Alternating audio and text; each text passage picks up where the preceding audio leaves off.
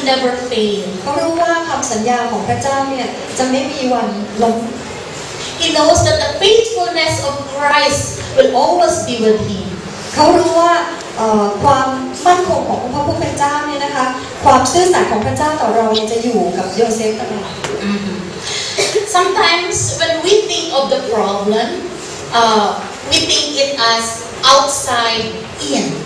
บางครั้งเวลาที่เรามองปัญหานะคะเรามักจะมองปัญหาในลักษณะที่อยู่นอกตัวปัญหานอกตัวเข้ามาหาตัวเรา if I have if just ถ้าหากว่าถ้าฉันเป็นอย่างนี้ถ้าฉันมีอย่างนั้นถ้าเพียงแต่ถ้าour responses are based on others output การตอบสนองของเราเนี่ยขึ้นอยู่กับการกระทำของคนอื่นรอบตัวตลอด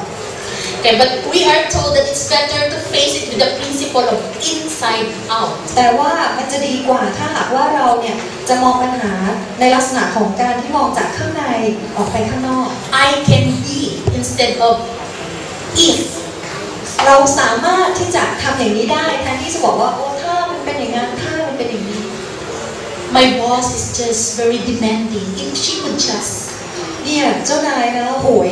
ต้องการอะไรต่างๆมากมายจู้จี้จังเลยถ้าเพียงแต่ then I can be ฉันก็จะ My husband is this but if he then I can be สามีฉันเป็นอย่างเงี้ยนี่ถ้าเขาเป็นอีกอย่างนะฉันก็จะ My students are just like this but if they can then it could be ลูกศิษย์ของฉันเป็นอย่างเงี้ยถ้าหากว่าเป็นอีกอย่างนึงโอ้ก็คงจะ Okay but the inside out is that working first what is in you แต่ว่าการที่มองปัญหาจากข้างในออกไปก็คือหมายความว่าเราทำงานจากข้างในตัวของเราก่อน I can be more diligent เช่นบอกว่าฉันสามารถจะขยันกว่านี้ได้นะ I can be more creative in our relationship ฉันสามารถที่จะมีความสัมพันธ์ที่สร้างสรรค์กว่านี้ได้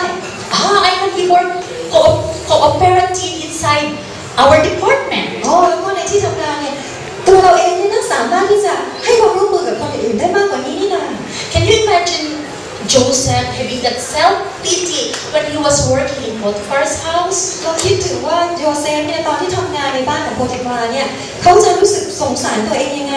It's easy for him to focus on the weaknesses of his brothers แล้วมันคงง่ายมากเลยที่โยเซฟเนี่ยจะคอยแต่มุ่งคอมเมนต์มองแต่ความผิดพลาดของพี่น้องของเขา It's easy for us to put the blame sometimes like that to others เพราะว่ามันง่ายมากเลยสำหรับพวกเราในการที่จะไปโทษคนอื่น But Joseph was proactive to work on be I can be แต่ว่าโยเซฟเนี่ยเป็นคนที่ proactive เพราะว่าเขาทำงานในตัวของเองในแง่เขาจะบอกตัวเองว่าฉันสามารถทำอะไรได้บ้าง And in a short period of time he was running Potiphar's household แล้วก็เพียงแค่ในเวลาไม่นานเขาสามารถที่จะดูแลบ้านของโพติฟาได้เป็นอย่างดี But the story of Joseph didn't end that way แล้วก็เรื่องของโยเซฟไม่ได้จบตรงนั้น One day he was caught in a very difficult situation วันหนึ่งโยเซฟเนี่ยต้องไปอยู่ในสถานการณ์ที่โอ้โหลำบากมากๆยุ่งมากๆ wherein he refused to compromise his integrity and faith เป็นสถานการณ์ที่โยเซฟเนี่ยไม่ยอมแลกความเชื่อหลักการและต้องการดำเนินชีวิตที่ดี and he was unjustly imprisoned he was unjustly put into prison แล้วก็เขาก็เลยถูก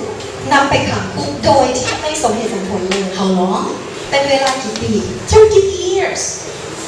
13 ปีก่อน But again he was proactive inside the prison แต่ cell ว่าแม้ว่าเขาอยู่ในห้องขังก็ตามเนี่ยเขาก็ยังเป็นคนที่ proactive he exerted positive influence to his inmates เขาพยายามที่จะสอดแทรกความเป็นproactive ของเขาเนี่ยนะคะความเป็นอิทธิพลที่ดีของเขาเนี่ยต่อคนอื่นๆที่อยู่ในคุกด้วยกัน Until the time he was the one also he was among the others who was running the prison cell แล้วก็จนกระทั่งเขาได้เป็นคนหนึ่งที่มีหน้าที่ในการดูแลห้องขังนั้นด้วยนะคะเอาเลย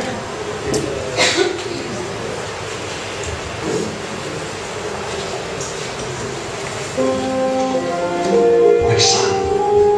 the brothers lied and Jacob believed them. Joseph was taken to Egypt and accused of a crime. He hadn't done anything wrong, but he was thrown into the Pharaoh's prison anyway. Even in prison,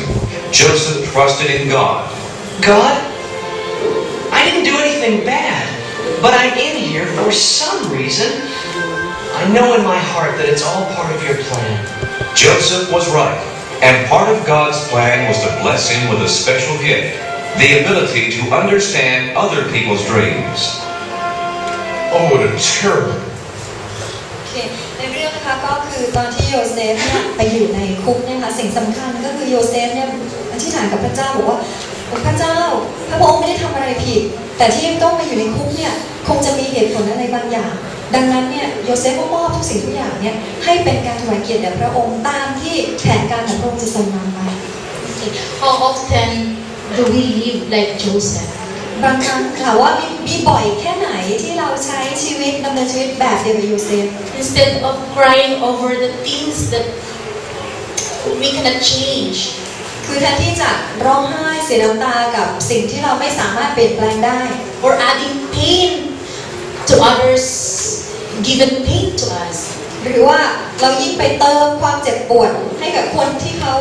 สร้างความเจ็บปวดให้กับเรา instead of picking up ourselves just like Joseph, that we can do something for others. แทนที่เราจะหยิบตัวเราเองขึ้นมานะคะยืนหยัดขึ้นมาใหม่นะคะแล้วก็เป็นคนที่มอบอิทธิพลที่ดีให้กับคนอื่นๆเหมือนโยเซฟ Women are almost sensitive. ผู้หญิงเนี่ยนะคะส่วนใหญ่ก็จะเป็นคนอ่อนไหวง่าย To me, it's just a little thing. It didn't mean, but it hurts me. บางทีสิ่งเล็กๆน้อยๆที่สามีไม่ได้ตั้งใจหรอกแต่ว่าทำแล้วข้าพเจ้าก็รู้สึกเสียใจมาก But if I'm going to stay on that emotion, แต่ว่าถ้าเกิดว่าอยู่แต่กับความรู้สึกนั้น then 3 of us will suffer. เรา3 คนในบ้านก็คงจะต้องเจ็บปวดด้วยกันทั้งหมด No one wants to eat. ไม่มีใครอยากจะกิน No one wants to talk. ไม่มีใครอยากจะคุย So let's have another video. เรามาดูคลิปต่อไปกัน Joseph went right to work.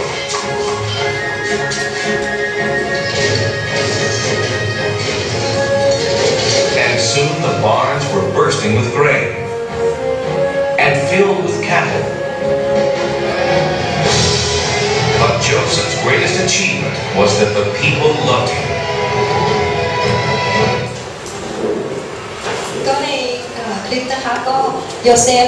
หลังจากที่อยู่ในคุกเสร็จแล้วในที่สุดเนี่ยนะคะความสามารถในการแปลทำนายฝันของเขาเนี่ยทำให้เขาได้มารับใช้ฟาโรห์เพราะว่าพระเจ้าได้ทรงเตือนฟาโรห์ถึงเหตุการณ์ที่จะเกิดขึ้นแล้วทำให้ฟาโรห์แต่งตั้งโยเซฟในการที่จะมารับผิดชอบดูแลในช่วงที่เกิดความแห้งแล้งขึ้นแล้วก็สิ่งที่โยเซฟทำอะค่ะก็เจริญรุ่งเรืองมันจะเห็นว่าในยุ้งฉางเนี่ยก็มีข้าวปลาอาหารสมบูรณ์ไปหมดเลยนะคะ Okay, proactive people don't need to work hard to please others, or to draw people to เพราะว่า themselves. คนที่ proactive เนี่ยค่ะไม่จำเป็นที่จะต้องพยายามทำงานหนักเพื่อให้คนอื่นเนี่ยชอบตัวเอง Proactive spirit are just like magnet. เพราะว่าคนที่มีจิตใจที่เป็น proactive อยู่แล้วเนี่ยค่ะมันจะเป็นเสมือนกับแม่เหล็กโดยอัตโนมัติเลย It's nice to be with people who sees different angle in เพ life. ราะว่าเราจะชอบอะค่ะที่จะอยู่กับคนที่เขามีมุมมองที่มองโลกที่แตกต่างออกไปที่ในลักษณะของการที่ควบคุมสถานการณ์ต่างๆได้ It's not comfortable to be with people who have a lot of เพ complaints, ราะว่ามันไม่ค่อยสนุกเลยเวลาที่เราอยู่กับคนที่ขี้บ่น who have a lot of negative things to say about the situations or คนที่ others. อะไรๆก็ไม่ดีไม่งามไม่ไปหมดนะคะคนที่มองโลกแง่ร้ายไปหมดอยู่ใกล้ๆไม่สนุกเลยนะคะ But just like Joseph, แต่ว่าอย่างโยเซฟเนี่ย people just love him because he always have solutions. คนเนี่ยรักโยเซฟโดยธรรมชาติเลยเพราะว่าโยเซฟเนี่ยมักจะมีวิธีการในการแก้ปัญหา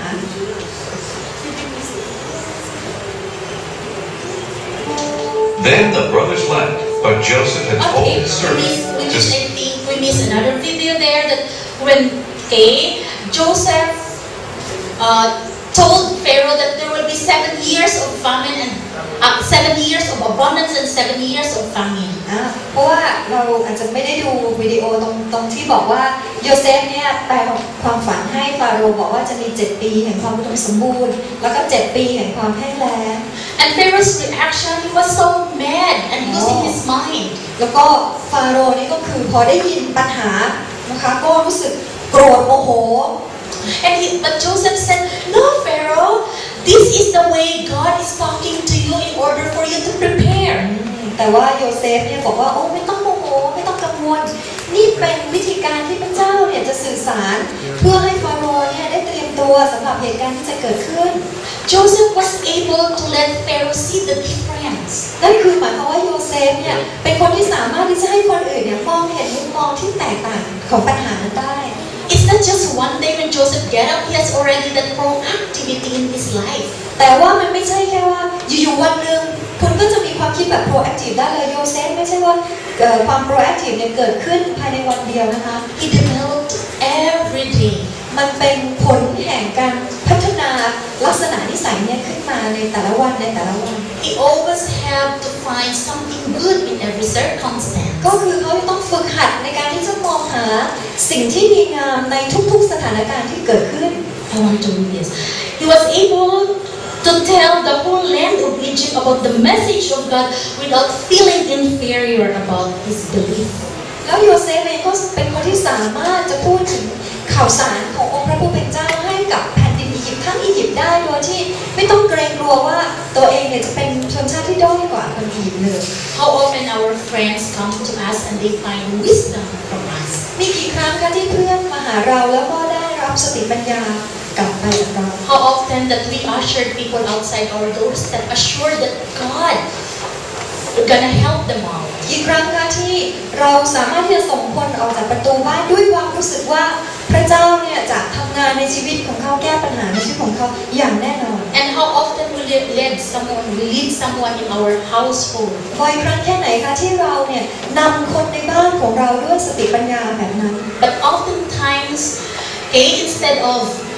being proactive, we talk about our housemates messed up and failures.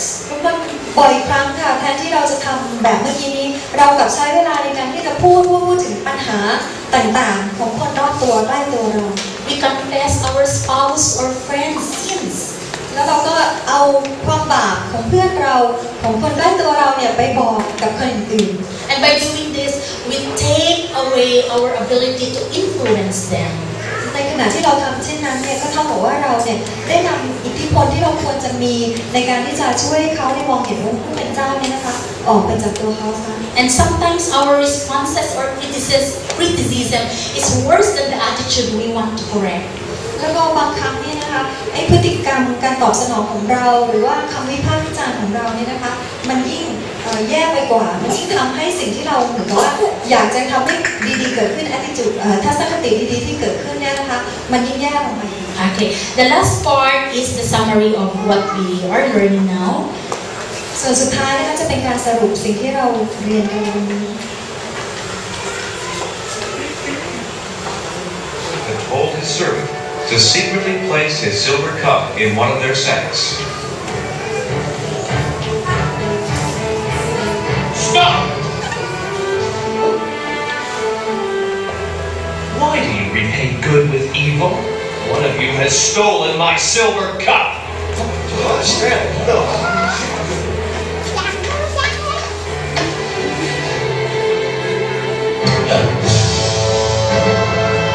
Thief! For this crime, you will remain here in Egypt as my slave.